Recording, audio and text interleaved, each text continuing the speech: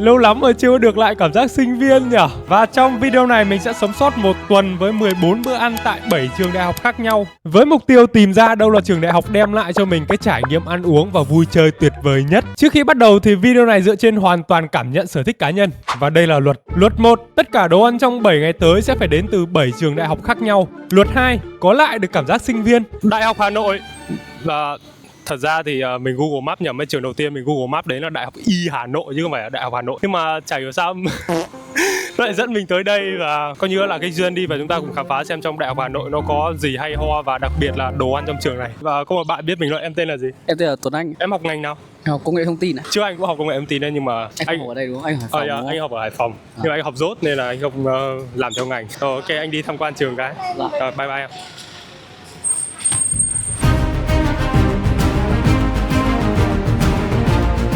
Bước vào trường với cái cảm xúc vừa lạ mà vừa quen. Quay mặt sang bên phải mình thấy hai anh chị đang nhảy rất là đáng yêu. Đi thêm một đoạn thì mình thấy có cái băng rôn ngày hội câu lạc bộ 2025. Thế thấy ngựa vui vui là mình phi vào ngó thử. Trong đây là tập hợp của các câu lạc bộ như kiểu là câu lạc bộ hiến máu này, du lịch, nhảy, sách, kế toán. Mỗi gian câu lạc bộ thì các bạn ấy sẽ có các cái thể loại trò chơi khác nhau để cho người chơi tham gia và nhận quà. Mình cũng ngựa bốc một câu hỏi tại câu lạc bộ du lịch. Đây là một đồ vật mà bạn cần dùng khi đi đến các địa điểm bạn không biết. Google Maps. Khác rồi.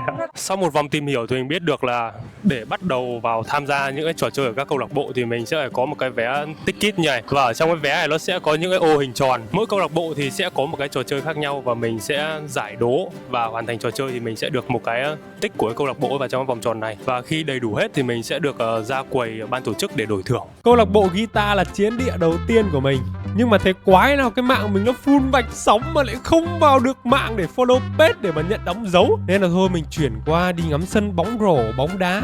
Đã lâu lắm rồi mình chưa chơi bóng rổ và mình không biết là mình có thể nhảy đi chạm vào cái kia để búng. Thiếu 3 cm. Thực sự là không chạm được. Quay lại khu câu lạc bộ lần 2 về cái tính ham vui thì mình thấy các bạn chơi cướp cờ thề vui dã man mà mình không biết có được tham gia hay không. Thì tự nhiên cái bạn MC thấy mình cô đơn lẻ loi, mà trùng hợp thì bên kia lại thiếu đúng một người, thế là mình húp luôn. Đầu tiên thì mình được nhận cái biển số thứ tự, số của mình là số 4. MC thì sẽ đọc số rồi là ai số đó thì chạy lên để cướp cờ thôi. Khá là đơn giản, nhưng mà mấy bé sinh viên này phải đối đầu với một đứa quái vật như mình thì thực sự là nó không hề đơn giản một tí nào. Lần hô số 4 đầu tiên mình lao như con thiêu thân đâm vào mắt người trong màn đêm đen tối, không có một ai có thể cản phá và mình giành chiếc cờ đầu tiên. Gọi số 4 lần thứ hai, các bạn có thể nhìn thấy cái tốc độ vượt trội kinh khủng với đôi chân dài thướt tha tận 1 mét của mình lao thẳng vào mục tiêu và phi ra thì đau cả mông. Nhưng mà không sao, quan trọng là đội mình đã giành chiến thắng. Chơi nhiều thì khát nước, mình qua máy bán nước mua nước, nhưng mà cái máy bán nước nó lại không bán nước cho mình vì cái máy bán nước nó không bấm được, đút cũng không vô. Mình chuyển qua cái máy bên cạnh mua một túi vàng và một chai coca. Mình cứ nghĩ cái vàng đó là bánh cơ nhưng mà không, đó là mì tôm ăn liền.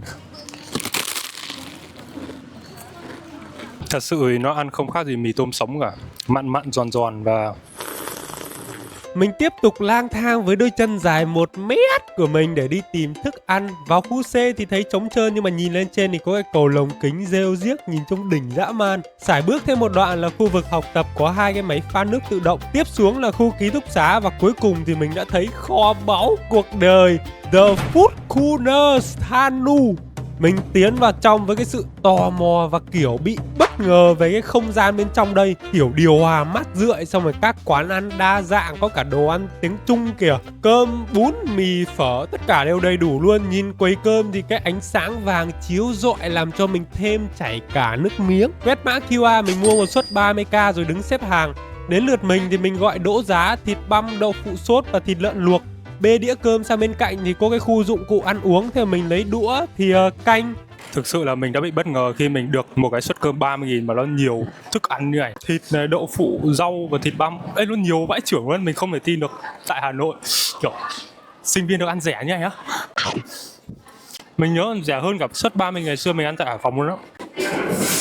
Cơm mềm ngon, gia vị, tất cả mọi thứ nêm nếm vừa phải. Có một điều mình thấy khá hay, đó chính là khi ăn xong thì mình sẽ phải bê khay đồ ăn ra cái chỗ dọn dẹp để phân loại. Thú vị phết. Bây giờ là khoảng 12 giờ trưa và thực sự là mình chả biết làm quái gì cho đến giờ chiều cả, nên là mình ở quán cà phê và gọi một cốc nước cam để có chỗ ngồi, tại vì trong đây có điều hòa mà, thế nên là mình sẽ ngồi đợi ở đây đến khoảng 5-6 giờ chiều và chén bữa tối. Kế hoạch là thế thôi, vì mình cũng chả biết đi đâu làm gì, hay là đi học ta? Thế có đi học không nhỉ? Mình ngay lập tức phi qua chỗ các bạn ấy đang học, nhưng mà các bạn ấy đang trong tiết rồi mà mình cũng ngại chả dám vào, nên là thôi mình quay lại làm bạn với cái máy pha nước. Tính ra thì cái máy này menu cũng đa dạng phết, kiểu mấy chục các cái thể loại đồ uống khác nhau. Mình chọn một cốc matcha latte.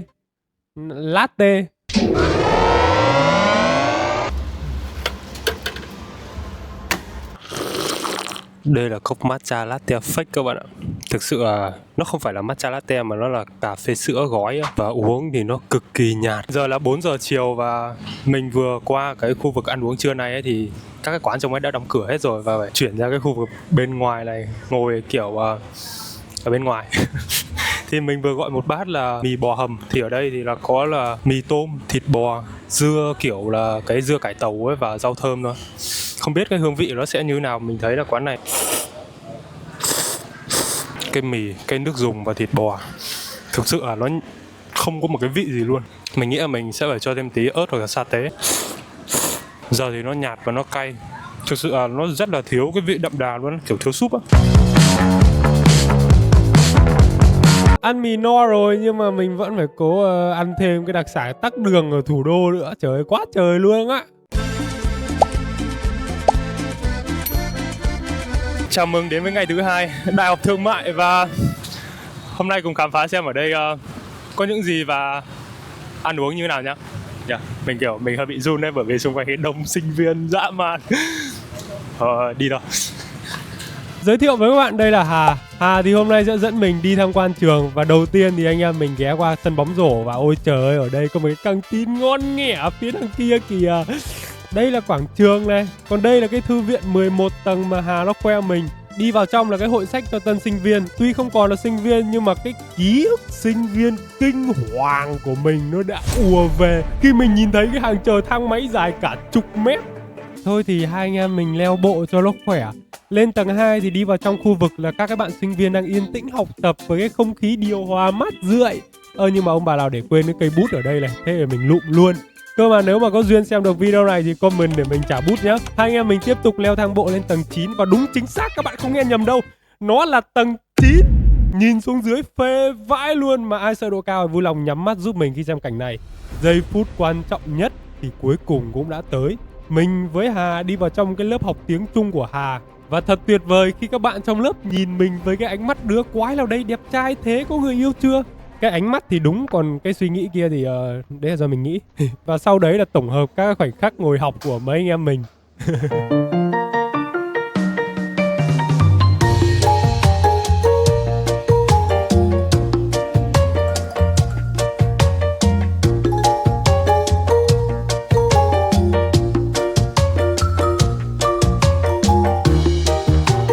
Học 3 tiếng với mình thực sự là quá đủ rồi. Mình qua căng tin trường với cái chữ Odin to đùng. Bên trong là cái nhà cơm suất với cả cái không gian khá là rộng rãi, điều hòa, quạt khủng mát rượi luôn. Mình mua một suất cơm 30k gồm cá chiên, thịt rán, bắp cải luộc và đậu phụ sốt. Để mà nói về cái suất cơm 30 thì mình cảm giác là nó ít hơn cái suất 30 hôm qua tại Đại học Hà Nội. Cái phần đậu sốt thì ăn vừa phải, cá chiên thì giòn ngon không bị tanh, nhưng mà cái phần thịt này, cái phần thịt rán này ăn nó bị khô á. Hiện tại là khoảng 4 rưỡi chiều và mình vừa thức giấc sau một giấc ngủ đông 3 tiếng. Thực sự là trưa nay mình ngủ cực kỳ ngon. Có lẽ là do sáng nay mình học chăm chỉ tiếng Trung quá. Ở trước mặt mình kia là có một nhóm bạn đang đứng quay phim. Ở phía bên trái thì là mọi người đang, những cái group đang tập nhảy. Và phía bên sân thể thao kia là giải bóng đá của các thầy trong trường. Kế hoạch của mình chiều nay thì mình sẽ tập thể dục trong cái khuôn viên của trường này và ăn tối. 2 3. Nếu mà các bạn đang ở trước màn hình đang nằm ấy thì đứng dậy tập thể dục cùng mình. Nhớ chưa? Đứng lên.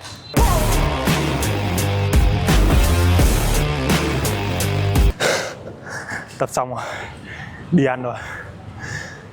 Phi qua khu vực căng tin ngon nghẻ hồi sáng với chiếc bụng trống rỗng đói meo cồn cào, nhưng căng tin đóng cửa. Ôi cha mẹ ơi, mình lại phải vác cái chiếc bụng trống rỗng đói meo cồn cào qua nhà ăn buổi sáng. May là ở đây vẫn còn mở cửa. Mua một chai Aquarius không đường tu ực. Đây tiếng mình lồng ấy. Sau 10 phút chờ đợi thì cơm đã tới. Mình vẫn suất 30k với bò sốt vang này, đỗ giá xào, chả lá lốt và đậu phụ sốt. Cái bò sốt vang này đậm đà ngon. Cái chả lá lốt thì vừa mới rán xong ra lò, ăn giòn nó đã. Ê, hay là do mình đói ta, nhưng mà ăn ngon. Sau 5 phút ngồi ăn thì nhà ăn bắt đầu đông hơn. Còn mình thì ngồi đợi lấy xe để về nhà tắm rửa, đánh răng, hít thở cái không khí bụi mịn của Hà Nội. Mình ấn quay chưa ta? Rồi, ok. Và hiện tại là 11 giờ và mình đang có mặt tại trường đại học. Đố các bạn biết là trường gì và mình sẽ show một vài hình ảnh ở phía trên đây để các bạn đoán nhá. Rồi các bạn đoán được chưa ạ? Comment ở phía bên dưới nhá. Và đáp án là hiện tại mình đang có mặt tại Đại học Quốc gia Hà Nội. Và theo như mình vừa tìm hiểu thì đây không phải là một cái trường đại học độc lập như kiểu Đại học Hàng Hải mình học, mà nó là một cái trường đại học bao gồm tổ hợp rất là nhiều trường trung học cơ sở, trung học phổ thông và nhiều trường đại học nữa. Vì vậy cái khuôn viên của nó cực kỳ rộng lớn và mình đã dành 30 phút đi xung quanh đây để khám phá và thực sự là mỏi hết cả chân luôn. Và các bạn tin được không? Trong đây còn có cả một ngôi chùa nữa. Nhưng mà cái điều mình đặc biệt quan tâm đó chính là trong đây rất là nhiều những cái hàng quán đồ ăn đa dạng khác nhau. Và chắc chắn mình sẽ no bụng mà có một bữa ăn tuyệt vời trong ngày hôm nay. Đầu tiên mình bước vào Mini Food OURT. Trong đây thì đúng kiểu siêu thị mini ấy, nhiều đồ ăn vặt, không gian bàn ghế thì kiểu là quán ăn. Mình mở tủ lấy một chai sữa chua, mua một bánh cuộn sô-cô-la. Bạn cho mình cái bánh vàng vàng à? Món ăn đầu tiên của chúng ta.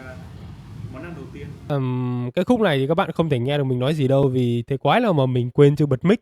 Thuyết trình nhanh về bữa sáng thì cái bánh vàng vàng nhân thịt gà này nhiều, mềm, thơm, ngon. Cái bánh cuộn sô-cô-la ăn một miếng thì ngon mà ăn hết thì ớn. Chai sữa chua uống thì có vẻ là vị sữa và chua. Bên ngoài Mini Food OURT còn có một cái máy pha nước giống ở bên Hanu ấy, nhưng mà mình không ngu để uống lần hai. Ngày hôm nay thì có lẽ là khai giảng hay là gì ấy mà mình thấy có các bạn đang ngồi và bên trên thì các bạn đang múa. Chuyển cảnh đến buổi chiều thì mình đi qua xe đẩy bánh tráng, gọi một bánh tráng trộn đặc biệt 35k. Qua tiếp quán cây xoài mình gọi một sinh tố sữa chua Việt Quất. Nhận xét về cái phần bánh tráng trộn này thì thực sự là mình cũng không biết nói gì nhiều luôn. Cái bánh tráng nó dai dẻo, cái mùi vị nó đậm đà kèm theo cái viên đậu phộng béo ngậy dạt dào trong lưỡi, cùng cái vị chua chua đánh thức vị giác của xoài, làm cho món ăn càng thêm ngon nghẻ.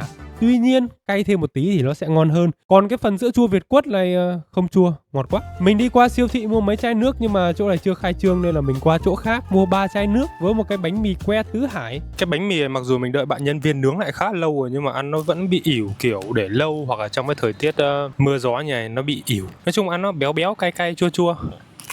Thực sự là ngày hôm nay mình đã uống quá nhiều sữa chua rồi và bây giờ thì mình cần phải về nhà gấp.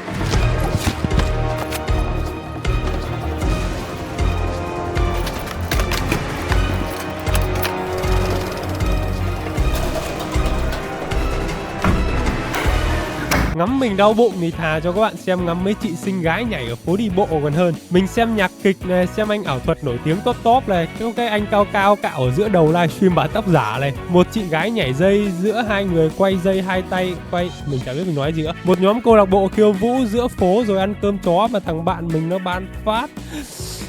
Nghĩ nó nồng hăng mà toát cả mồ hôi. À đây, kể cho các bạn nghe cái phi vụ ghép đôi của mình tại phố đi bộ này.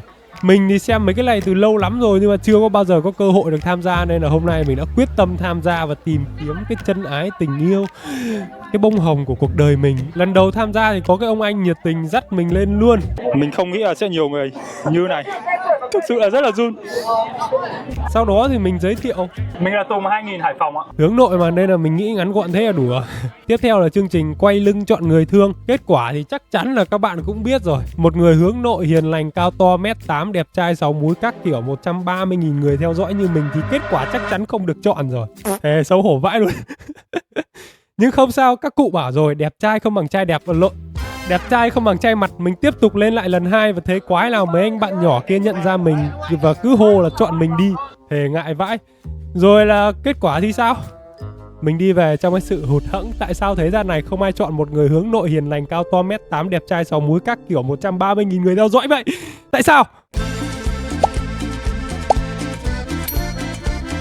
Từ bạn tránh có chữ LEU quá. Rồi ok, hiện tại chúng mình đang ở NEU, bạn đi vào đây. Và bạn điều gì muốn nói không? Không, tôi không có điều gì mà nói. Bây giờ cũng là 12 giờ trưa rồi và anh em mình sẽ đi khám phá xung quanh xem có gì ăn và xem trong trường này có gì thú vị nhá. Let's go. Let's go. Và đây là tòa nhà chính. Lên đi bạn nè.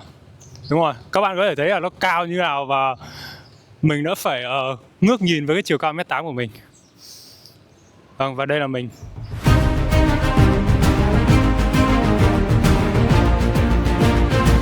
Wow. Mát vãi. Và xung quanh đây có mấy cái máy pha cà phê tự động giống như kiểu ở bên Hanu á.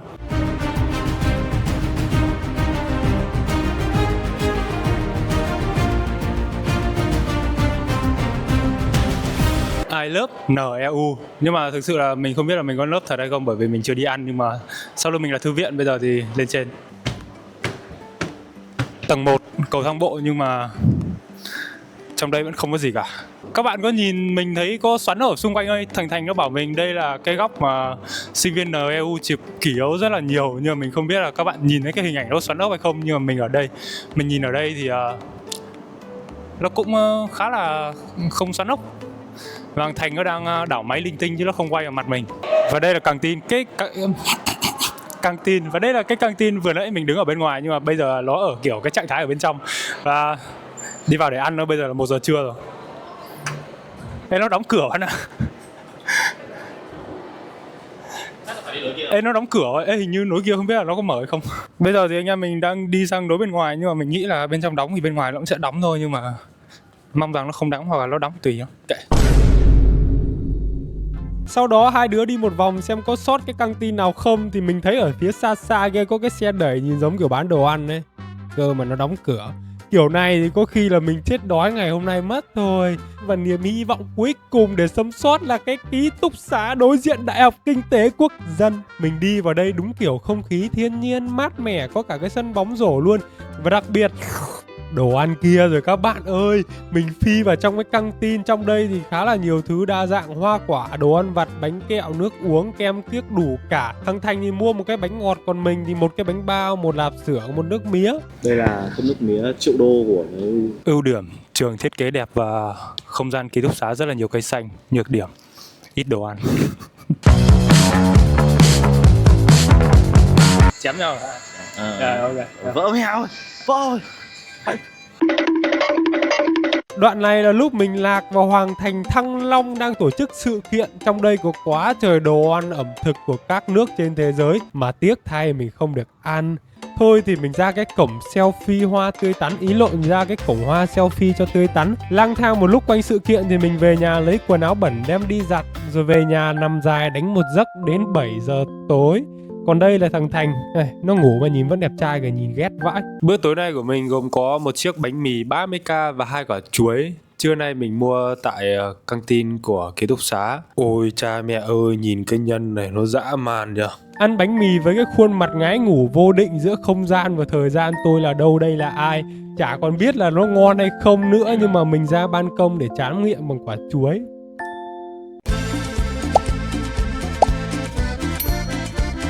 Bây giờ là 10 rưỡi sáng và mình đang có mặt tại Đại học Ngoại thương FTU. Và hiện tại thì trời đang mưa.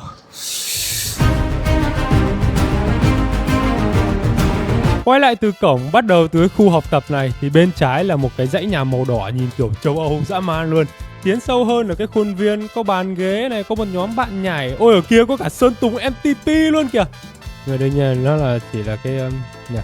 Lang thang ngắm ngó một lúc thì mình thấy có 2 cái góc học tập nữa. Và tiến sâu thêm vào bên trong là cái sự sung sướng cái lộn là cái căng tin. Đây là cái bảng menu của hôm nay và không gian xung quanh đây khá là thoáng đãng, xanh xanh mát mát, cảm giác khá là chill. Quay lại là 2 cái menu nữa. Anh em mình có cơm kìa. Cho em sốt gà xào xả ớt 35. Ăn đây ạ. Order xong là mình cầm cái máy rung rung đợi lấy đồ ăn. Đợi lâu quá nên là mình ra múc canh trước. Mà múc xong rồi đợi lâu tiếp, cái máy rung này nó vẫn chưa rung. Và khoảng 10 phút sau thì đồ ăn lên. Thực sự là mình thấy sai ở đây, mình vừa order một suất gà xào xả ớt nhưng mà ở đây lại là thịt nhồi măng và đậu phụ.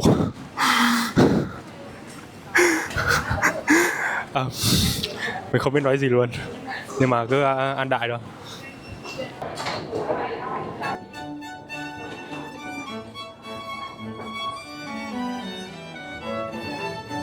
Lúc mình cắn vào cái phần nước bên trong nó ứa ra và cái phần vỏ măng, cây măng ấy nó giòn, nó chua chua nhẹ. Cái phần thịt ướp bên trong thì khá là đậm đà, nói chung là ngon. Nhưng mà hơi thất vọng bởi vì là người ta ra sai món mình order. Chén xong bữa trưa thì mình phi ra cái quán net ở gần đó. À đúng rồi, các bạn mà đang xem video này nhanh tay bấm đăng ký giúp mình để mình đạt 10 triệu sub nhá. Cảm ơn các bạn nhiều. Sau đó thì mình xem anh Tùng hát hò rồi lò dò đi đánh Liên minh huyền thoại. Bây giờ là khoảng 2:30 chiều và cái thời tiết xung quanh ấy, nó kiểu nó chuẩn bị mưa các bạn, nó rất là đen xì. Và mình quay lại căng tin trường để mua đồ ăn cho bữa chiều nay và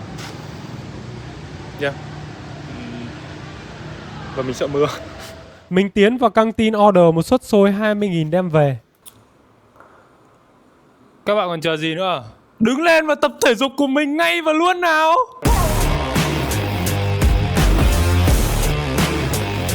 Thời tiết đúng như mình dự đoán. Bên ngoài hiện tại thì sấm chớp mưa gió. Mình cảm thấy thật là may mắn khi mình đã về nhà tập thể dục và có một suất xôi 20.000 ngồi ăn để ngắm cơn mưa tuyệt đẹp của thủ đô. Nhận xét nhanh: xôi dẻo, pate béo, chả ngon, trứng ngon. Còn gì tuyệt hơn việc ngồi ban công ăn xôi để nóng trong nhưng mà lại ngắm mưa để tưới mát tâm hồn cơ chứ.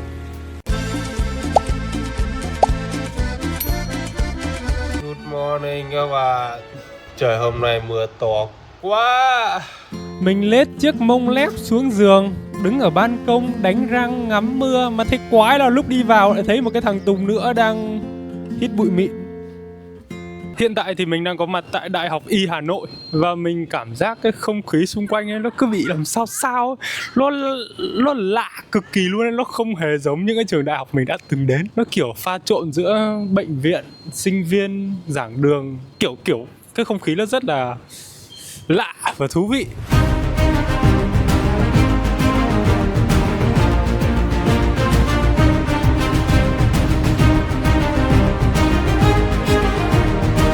Cho các bạn ngắm nghía không gian thế là đủ rồi. Mình phải đi vào cái tiệm cà phê có bán cái đồ ăn trưa này vào order. Cho em một cơm thịt kho trứng với cả một bạc xỉu nóng. Thực sự là không khí trong đây điều hòa, tất cả mọi thứ nó rất là mát và một cái bài nhạc buồn. Tại sao chúng ta không thể rời... tự nhiên mình quên mất lời, nhưng mà trong đây thì mình có thịt kho, trứng kho, lạc và mướp hoặc bí gì đó, mình không biết nữa. Mình vẫn chả biết là gì cả, nó như kiểu là bí á. Cái rau mình ít ăn nên là mình bị ngu. Cái phần thịt kho này thì đậm đà ngon, nhưng mà tuy nhiên cái phần cơm nó hơi bị rớt. Nhưng mà mình lại thích ăn cơm rớt, thế nên là nó là một điểm cộng. Ăn no nê rồi mà cái cốc bạc xỉu của kẻ thất tình vẫn chưa được thức tỉnh. Mình nhớ là phải chờ 10-15 phút gì đó thì... Lúc này mình tính ra lấy xe để đi về rồi, nhưng mà thấy có hai đứa nhóc nơi chơi bóng rổ nên là... Mấy đứa cho anh đáp mới được không? Lâu lắm rồi anh chưa chơi.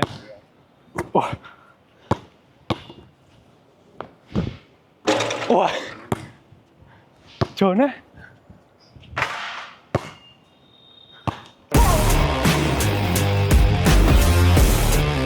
Chơi đã đời xong thì có chú bảo vệ phi ra đuổi. Hỏi thì mình mới biết là người ta không cho chơi vào buổi trưa. Thế là mình quê quá nên là mình xách đồ phi về quê luôn cho nó khỏi quê. Bây giờ là 8:30 tối và mình vừa mới về đến Hải Phòng tắm rửa và mình định hâm lại cái cơm này. Sáng nay mình mua ở bên căng tin của trường Đại học Y ấy, nhưng mà cái này người ta bọc bằng giấy bạc nên là mình không thể hâm bằng nó với sóng được. Mà mình cũng lười bỏ ra ngoài để hâm lại. Thế nên là mình ăn nguội luôn. Cái món bò xào thực sự đậm đà và ngon luôn. Xin lỗi về video này nhiều anh Tùng quá, nhưng mà lúc rảnh nhìn mình hay xem ảnh hò hét.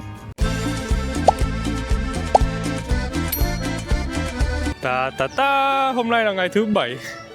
Và nó cũng là ngày cuối cùng mà mình đang có mặt tại Đại học Hàng hải Việt Nam VMU, ngôi trường yêu dấu thời sinh viên của mình. Và các bạn nhìn cái logo VMU này đi, nó là một cái quả địa cầu và rất là kinh khủng, quả độc nhất trong các trường đại học mình từng đi đúng không?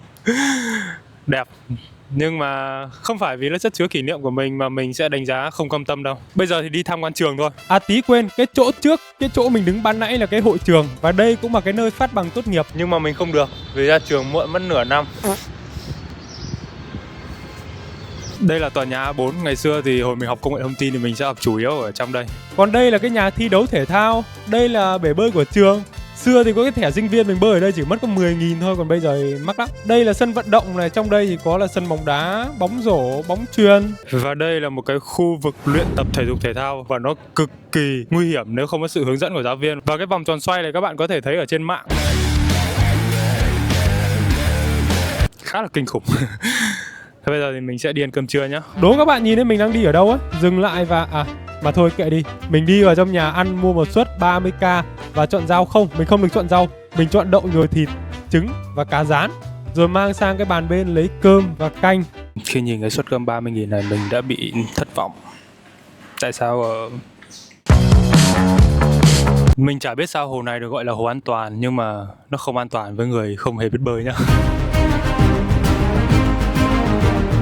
Hiện tại mình đang đứng ở hai tòa giảng đường chính của trường là C1 và C2. Trong cái tòa C2 này thì có một cái khu vực căng tin ăn uống, còn cái khu C1 thì sẽ có một cái quán nước kiểu mới mở cái hồi mình mới ra trường thôi.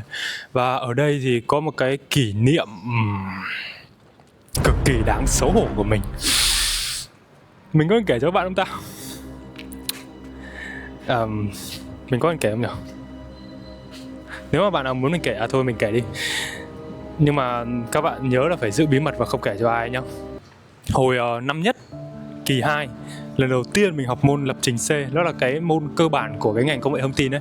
Thì khi mình học môn đấy xong, mình đã có một cái cảm giác mình muốn bỏ học các bạn.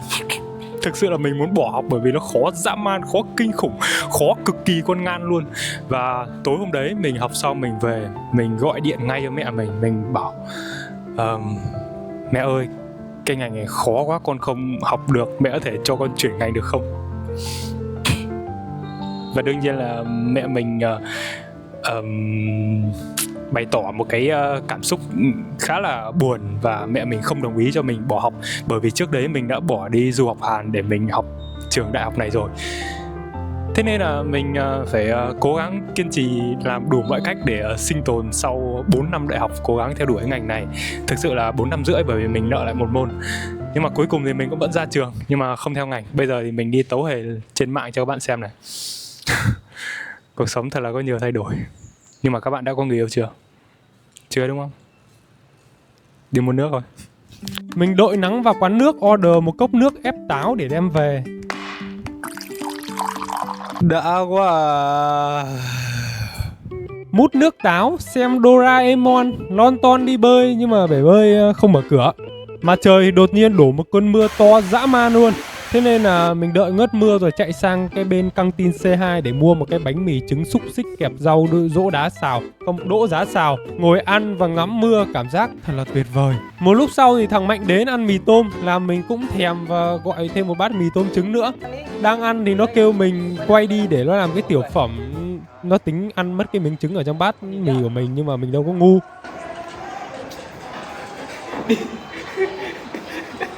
Ăn xong thì nó chở mình qua quán cà phê ông bầu. Mình gọi một cốc sữa chua vải hoa hồng. Mút nó có vải bên trong thật luôn. Nhai nhai khá là vui nhưng mà ngọt quá. 4/10.